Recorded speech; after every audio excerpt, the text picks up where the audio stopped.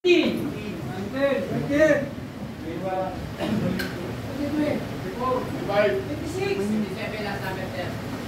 nakabutusan ng ating Chief of Police, Police Colonel Jaime Osik Santos para makapagbahagi po ng mabuting balita. The first message ng Panginoon sa araw to is the word pag-asa. Pwede bang tapikin mo yung katabi mo, sabihin mo may pag-asa ka pa? May pag-asa ka pa.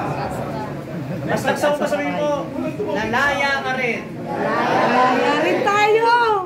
I can do. Sabi po doon sa 1 Corinthians 13:13, tatlong mananatili, ang pag-ibig, ang pag-asa at ang pananampalataya. Ngunit ang pinakadakila sa lahat ay ang pag-ibig. Bago tayo mag-share, may kwento lamang. Minsan may dalawang palaka na nahulog sa balon.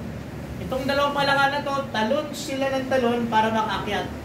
Kaya lang, one time, habang tumatalon yung dalawang palaka na to, may nakakita sa kanilang palaka. Isang palakang chismosa, taga Las Piñas. Itong palaka na to, nakita niya, naku, may dalawang palaka na hulog. Ang ginawa na itong palakang chismosa na to, lumabas, ikwinento doon sa limang mga chismosa rin. Bumalik niya itong chismosang palaka, kasama na yung lima.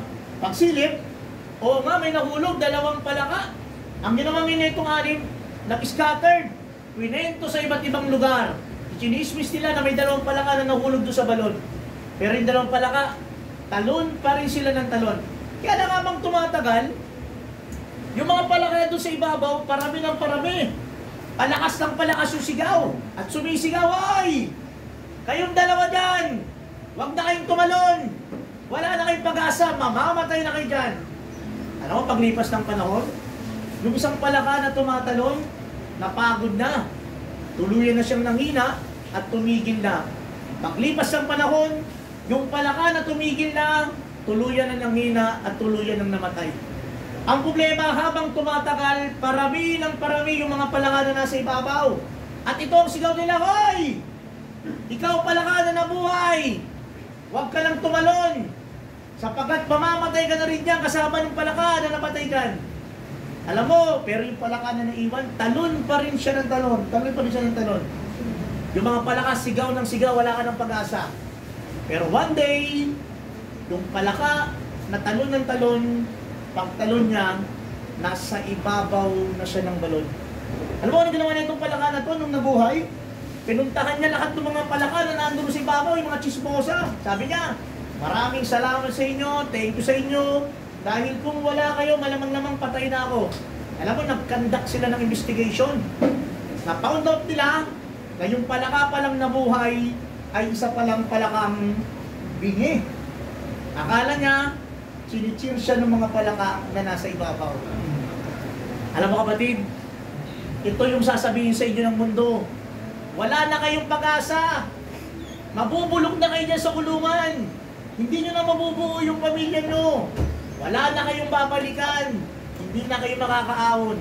Mamamatay na kayo dyan. Sasabihin sa inyo ng tao yan. Pero anong sabi ng Panginoon? Naparito ako para magbigay sa inyo ng buhay.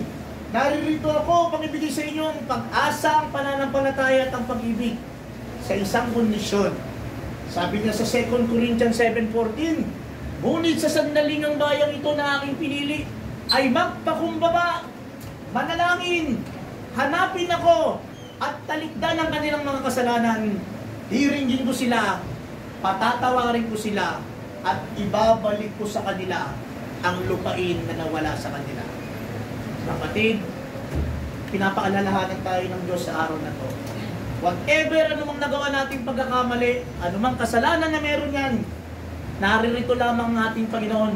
Hinihintay kang lumapit, hinihintay kang magsalita, hinihintay kang magbumili ng tawad, at ipagkakaloob niya sa iyo ang kapatawaran na matagal mo nang hinahanap. Kapatid, ilang buwan na lang, magpapasko na. Pero ito siguro yung pinakamagandang regalo na pwede natin ibigay sa ating sarili. Yung isang pusong dalisay, isang pusong nagmamahal, isang pusong umaasa, isang pusong punong-puno ng pag-asa, at higit sa lahat, isang pusong punong-puno ng pananampalataya.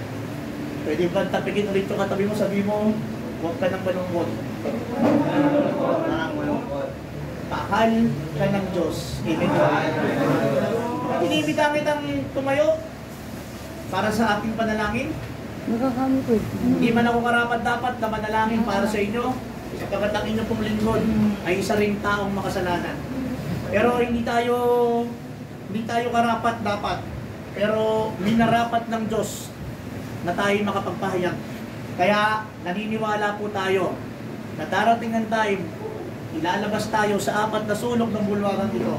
Ilalabas tayo sa apat na sulok ng bulwagan ito dahil may purpose ka, may mission ka, at may ipapagawa sa iyo ang Diyos na buhay. Amen po ba? Amen. Pwede bang ilagay mo ang iyong kamay sa iyong puso? Alalahanin mo yung mga taong nagmamahal sa iyo. At alalahanin mo yung mga taong minamahal mo. At alalahanin mo, bago ka nagmahal, may unang nagmahal sa iyo. Walang dili ba ang ating Panginoong Kristo. Let us pray. The name of the Father, of the Son, of the Holy Spirit. Amen.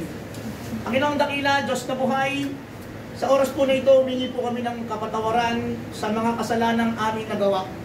Lihim man o hayag, Panginoon, sa oras po na ito, hinihiling namin ang pagpapala. Hinihiling namin ang salitang pag-asa. Hinihingi namin ang salitang pag-ibig at pananampalataya.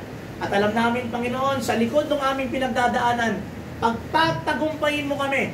At hayaan mo, Panginoon, ang bawat istorya ng aming buhay ay maging istorya ng pagpapala para sa amin at sa aming pamilya. Panginoon, ko na pong bahala. Sinusugo na po namin ang lahat ng ito na may pagpupuri, pasalamat sa matamis na pangalan ni Jesus, aming Panginoon. Lahat tayo magsabi ng amen. Amen. Pangalan ng Ama, ng Anak, ng Malang Espiritu. Amen. Muli-muli po, mula po sa pamumuno ng ating Chief of Police, Police Colonel Jaime Osit Santos, bumabati po sa inyo ng magandang hapon at pinagpalang araw po. God bless po sa ating lahat. Thank you Thank you po. po.